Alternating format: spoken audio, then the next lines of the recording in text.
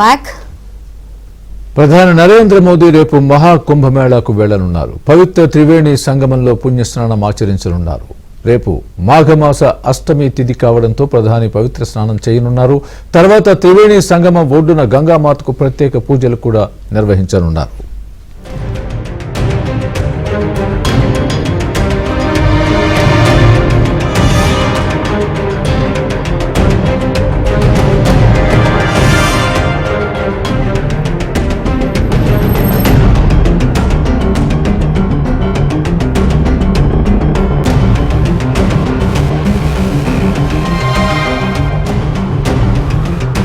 Mac ప్రధాని నరేంద్ర మోదీ రేపు మహాకుంభమేళాకు వెళ్లనున్నారు. పవిత్ర త్రివేణి సంగమంలో పుణ్యస్నానం ఆచరించనున్నారు.